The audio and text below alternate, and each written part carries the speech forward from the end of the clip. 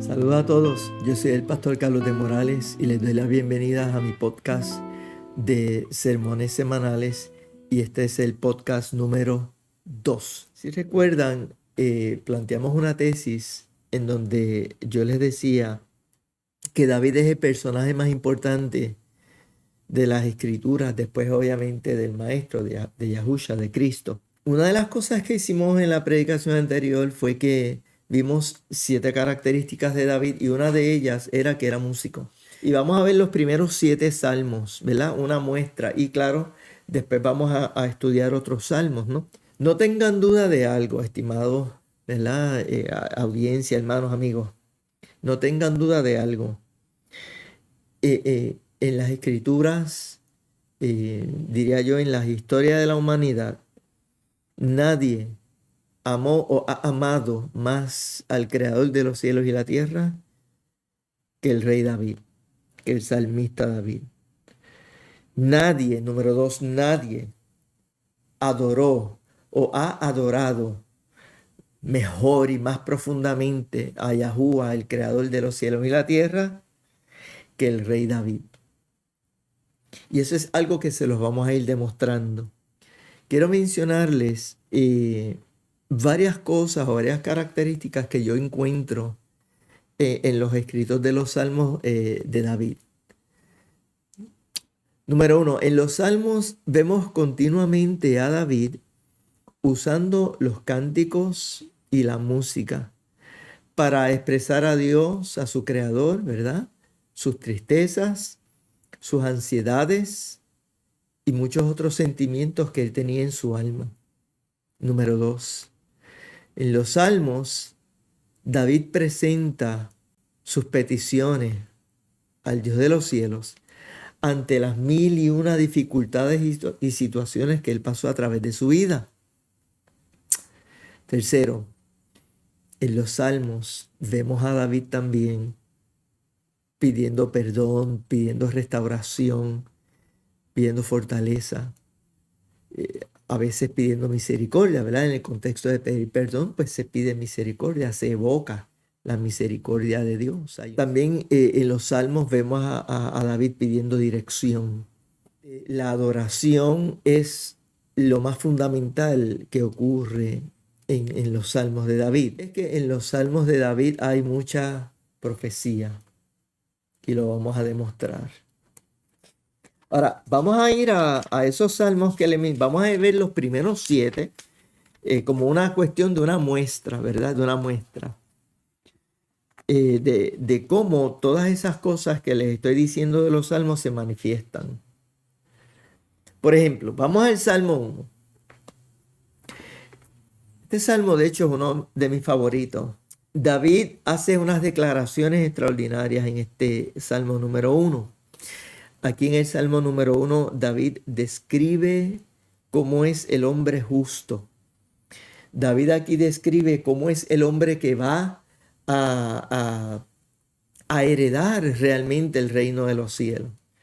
Ustedes saben que el texto que usamos continuamente es: y conoceréis la verdad y la verdad os hará libres.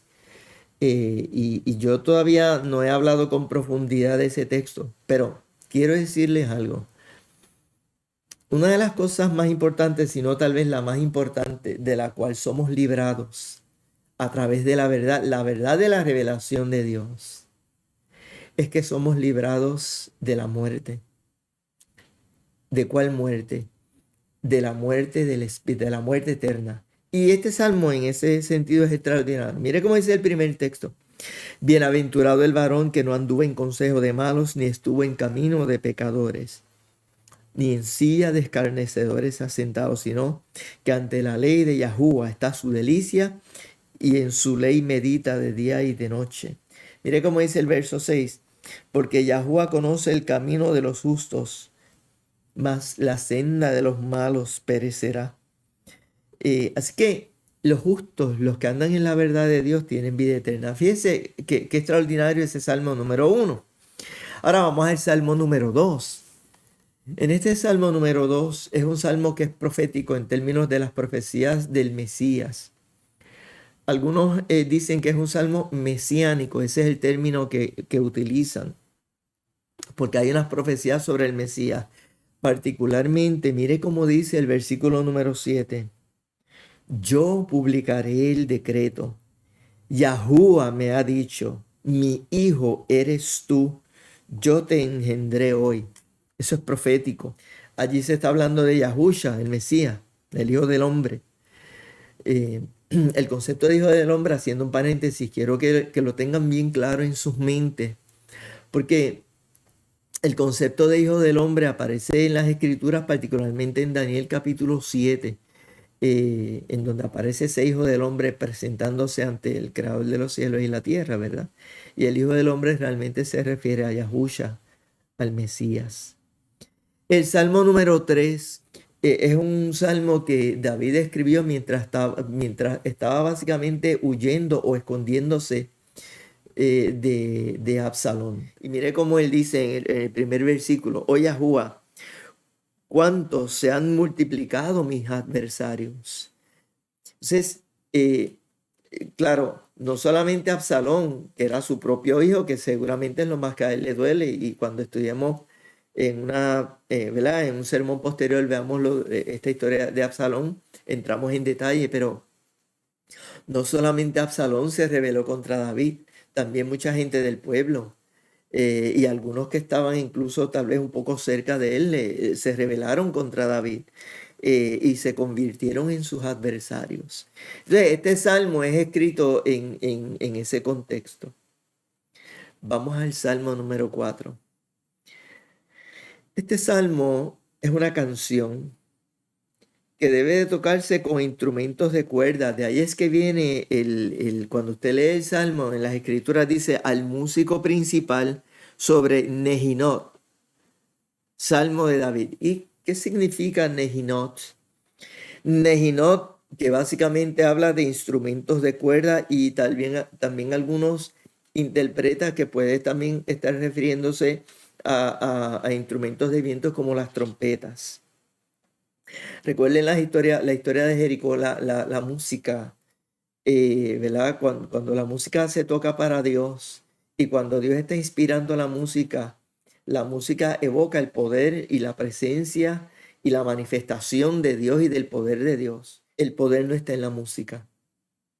Dios utiliza la música, Dios se manifiesta a través de la música que inspira y que evoca esa presencia, pero no es la música la que tiene el poder. No son los músicos.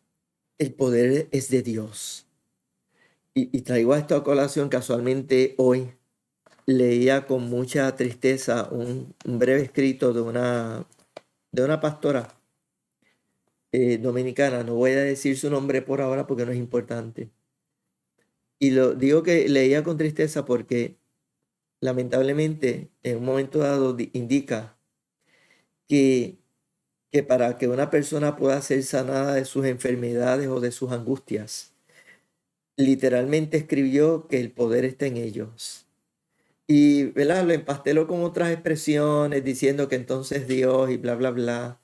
Y se fundamenta en lo que el maestro dice. Ustedes saben que Cristo dijo, si tuvierais fe como un grano de mostaza. Entonces, a base de eso, esta persona está diciendo que entonces, ¿ves? Que entonces el poder está en ti porque esa fe es la que se requiere para que entonces se active Dios. O sea, como que empastela la cosa de una manera, pero es una expresión muy peligrosa. Porque esto es un concepto de la nueva era y es un concepto luciferiano decir que el poder está en ti. Eso es humanista, eso es luciferiano, eso es doctrina de demonio. El poder transformador lo tiene Dios. La música, cuando se toca para Dios, cuando estamos adorando a Dios, Dios se manifiesta, pero el poderoso es Dios. Los poderosos no somos nosotros. Nosotros lo más que hacemos es reflejar, ¿verdad? Nosotros reflejamos la luz de Cristo, ¿verdad? Nosotros somos vasos, nosotros somos instrumentos. a través de los cuales Dios se manifiesta. Tengamos eso en mente. Tengamos eso en mente. En un sentido espiritual, nosotros somos instrumentos de Dios y, por ejemplo, las cuerdas, los instrumentos de cuerda. Pues mire, usted véase como que Dios es el músico y usted es el instrumento de cuerda. Entonces, usted puede tener unas cualidades, unas cosas. Por ejemplo, una guitarra, yo toco trompeta, ahí hay una trompeta mía. Esa trompeta está allí, ustedes la pueden ver. Y en las introducciones de mis videos hay una música que es mía, yo la toqué de un himno, en una guitarra clásica que yo tengo, y me la construyó Fidencio Díaz en el año 2004. Una guitarra clásica extraordinaria, de una gran calidad. La guitarra sola no suena. Esa trompeta está allí. Para que esa trompeta pueda emitir sonido, necesita que un trompetista la toque, pues en el sentido espiritual, eso es lo que somos nosotros. Nosotros somos instrumentos en las manos de Dios. Esa trompeta sola nunca va a sonar, nunca va a emitir sonido, a inspirar nada. El poderoso es Dios. Recordemos eso siempre. Así que mucho cuidado cuando digamos que el poder está en nosotros o que la luz está en ti. Usted sabe que eso es un tema continuo con una escucha. La luz está en ti, el poder está en ti. Eso es mundanal, eso es luciferiano, eso es doctrina, eso es sabiduría del mundo, eso es diabólico, eso no es de Dios. Nosotros somos instrumentos de Dios. La gloria es de Dios. El poder es de Dios. Nosotros reflejamos la luz de Cristo, del Maestro, de Yahusha. Es el Creador, el grande. Nosotros somos pequeños. Amén. Nunca olviden eso. Seguimos. Vamos al Salmo número 5. En este Salmo dice al principio al músico principal sobre Neilot. ¿Y qué es Neilot? Neilot significa un cántico para tocarlo con flautas. Esa es la mejor traducción que yo he encontrado de lo que investigué sobre este concepto de Neilot, que con toda seguridad se refería a utilizar flautas. Este Salmo número 5 es una oración en forma de cántico. Y por eso es que, por ejemplo, en el versículo número 2 dice: está atento a la voz de mi clamor. Vamos al Salmo número 6. Al músico principal en Nehinot sobre Seminit. Salmo de David. Fíjese que aquí está integrando dos elementos. Nehinot, que ya dijimos que era la utilización de instrumentos de cuerda y de vientos como la trompeta, pero también dice sobre Seminit, y sobre esto les quiero explicar unas cosas. Bien, Seminit significa utilizando la octava más baja. ¿Y qué es eso de la octava más baja? La octava más baja, la música se divide, ¿verdad? Las notas musicales. Son 7 notas musicales que van de más grave a más aguda, y entonces la octava nota viene a ser la primera nota. Por ejemplo, las 7, ¿verdad? Este video no es de clase de música, pero para explicarle, las 7 notas musicales son do, re, mi, fa, sol, la, si. Esas son las 7. Entonces, do es la próxima octava, ¿verdad? Ese es el término musical que utilizamos. Entonces, Seminit implica que se va a tocar en una octava más baja utilizando notas más graves. Bien. Posiblemente también algunos estudiosos han indicado que esto implicaba la utilización, obviamente, de voces y de sonidos más graves, y posiblemente voces de varones. En Primera de Crónicas 15:21 También se habla de arpas afinadas a seminit, es decir, una afinación especial, particular para este tipo de cántico. Mire cómo dice esto, los primeros dos versos de este salmo. Yahuwah, no me reprendas en tu enojo, ni me castigues con tu ira. Ten misericordia de mí, oh Yahuwah, porque estoy enfermo. Sáname, oh Yahuwah, porque mis huesos se estremecen. Obviamente eso es una expresión, ¿verdad? De David en angustia, en oración, clamando a su Dios. Tenía angustia, tenía tristeza. Estaba pidiendo misericordia. En la música, muchas veces las notas graves evocan esas emociones de tristeza, de angustia, de congoja. David allí está expresando eso, ¿no? Esas emociones. Modernamente, nosotros encontramos esas técnicas musicales en las composiciones clásicas. Y esto es algo bien interesante. En particular, hay una composición de Tchaikovsky. Y de hecho, le voy a pedir, le voy a dejar escrito el nombre para que después ustedes busquen y se interesen un poco en esta, ¿verdad? En este concepto y reflexionen sobre esto. Si ustedes escuchan la Sexta Sinfonía de Tchaikovsky, el movimiento número 4, Karajan, así con K, así es como se llama ese movimiento. Usted escucha esa música y usted siente que esa música de Tchaikovsky está expresando emociones. De hecho, Tchaikovsky es el primer gran compositor de música clásica ruso. Él es un compositor de siglo XIX eh, y es famoso, diría yo, Tchaikovsky por esa capacidad de componer música que, que evocaba tristeza y de hecho los expertos dicen que básicamente en todas sus composiciones él siempre integró en algún momento ¿verdad? De las partituras, él integró porciones de música que evocaban emociones de tristeza, de congoja, de angustia. Porque yo les estoy hablando de estos detalles para que ustedes comprendan y mediten, estimada audiencia, sobre la grandeza musical de David. O sea,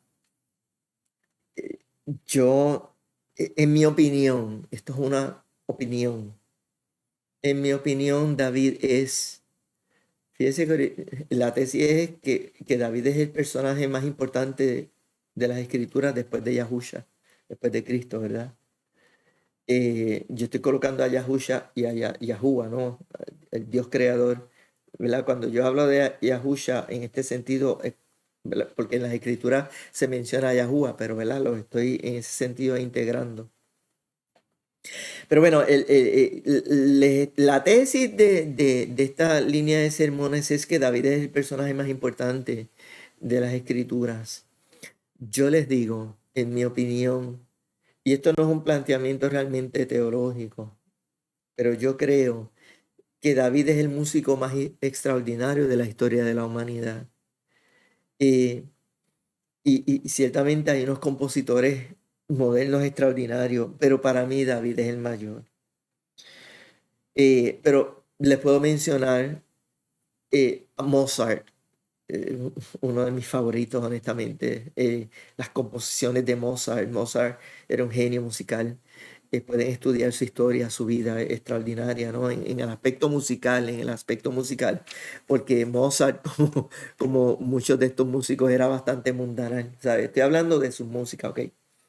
Mozart, Beethoven, extraordinario, que son de los más conocidos. Les puedo mencionar a Chopin, Les puedo mencionar a Bach, que para muchos es considerado el compositor más extraordinario, ¿no? De los compositores de música clásica, ¿no? Y también les tengo que mencionar a Vivaldi. Y le menciono a Vivaldi porque es uno de mis favoritos, pero particularmente por la composición de Four Seasons, las 4 estaciones. Pero vamos a volver a David. Yo les aseguro que David no tenía nada que envidiarle a ninguno de estos compositores. Pero sobre todo, eh, David dedicó toda su música, todas sus composiciones, todas sus líricas, ¿verdad? Los salmos, ¿no? Sus líricas, a su creador, a Yahuwah, al Dios de los cielos y la tierra. ¿Sabe? Eso es lo que distingue a David de todos estos compositores, aunque algunos de estos compositores eran hombres que tenían temor de Dios, un temor reverencial, ¿verdad? Y conocían a Dios, e incluso hay composiciones de música clásica que están, ¿verdad? Que están como que inspiradas en las escrituras. Vamos al Salmo 7, número 7, Salmo 7. Sigalón de David, que cantó a Yahuwah acerca de las palabras de Cus, hijo de Benjamín. ¿Qué es eso de Siganot de David? Vamos a explicarlo. Siganot tiene varios significados que parecen sugerir que David, parecen sugerir a David en un estado de emoción extrema. O sea, cuando la persona está llegando a un límite emocional, sea de tristeza o sea de euforia. Pero, ¿verdad? Sinagog parece sugerir eso. Y también sugiere, según los estudiosos, un tipo de música acompañando el salmo, ¿verdad? La lírica. Lírica es la letra, ¿ok? Para que entiendan. Así que los salmos son líricas, ¿no? Entonces, está sugiriendo aquí que la música, según va cantando el salmo, es una música divagante. Esto a mí, y esto es una interpretación mía, ¿verdad? Esto a mí me sugiere o me hace pensar que posiblemente David estaba haciendo improvisación musical, porque eso es lo que significa divagar musicalmente, es improvisar. Así que este Salmo número 7 está escrito y David lo diseñó para que la música comenzara a improvisar, a divagar en un estado emocional extremo. Eso es una cosa extraordinaria, estimados hermanos, amigos y audiencia. Piénsenlo, medítenlo. Los que son músicos, estoy seguro que en mi audiencia hay músicos. Ojalá y mi audiencia crezca para que haya músicos.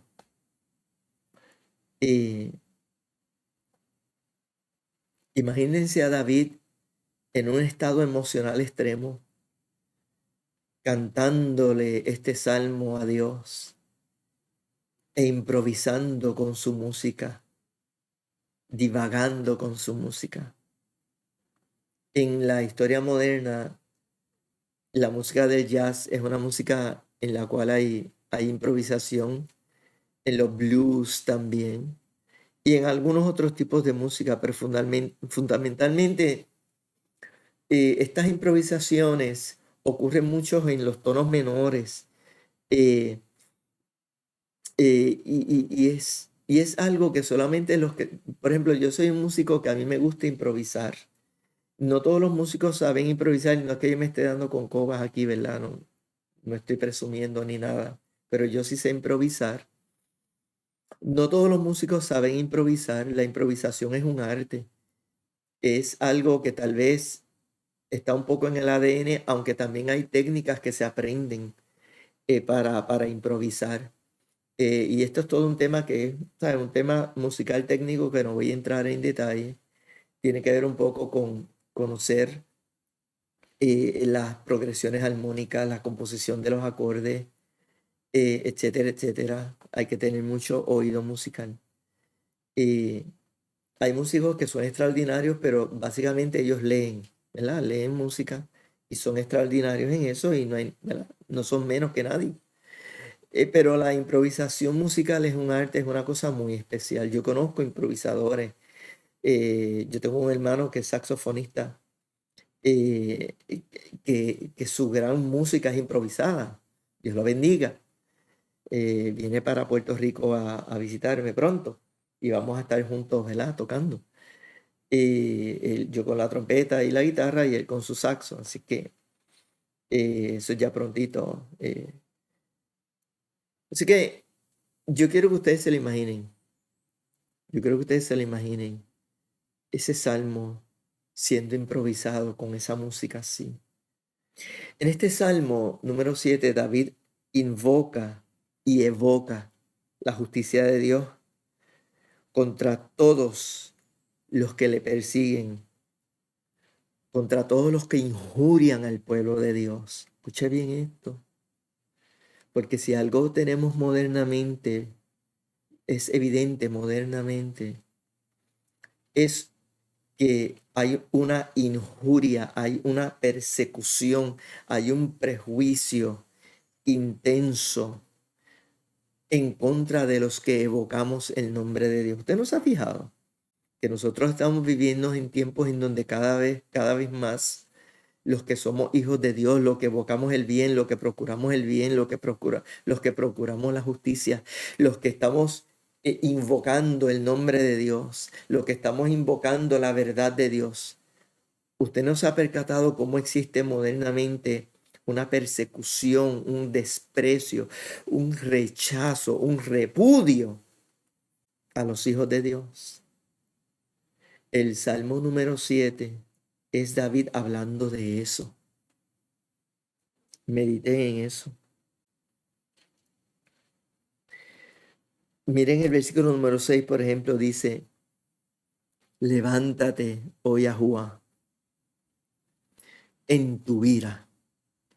Álzate en contra de la furia de mis angustiadores. Los angustiadores son los que persiguen. Los angustiadores son, utilizando un término moderno, los bullies. O sea, hoy la gente de bien, la gente espiritual, la gente que ama a Dios, la gente que predica las verdades de las Escrituras, hay muchos bullies en contra de gente como nosotros. Y aquí David está diciéndole a Dios: Padre bueno, métele mano a esa gente, álzate en contra de ellos.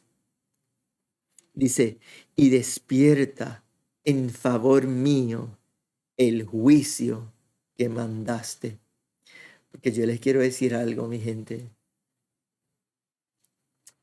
La persecución va a venir. Eso es innegable. Eso no se puede evitar. Pero en el cielo está el Dios de justicia que le va a hacer justicia y Yahudim a su pueblo. Después yo voy a hablarle de qué es Yahudim. Pero David en este Salmo 7 está diciéndole: Dios bueno, hazle justicia a tu pueblo. Como verá mi audiencia, los salmos de David son extraordinarios.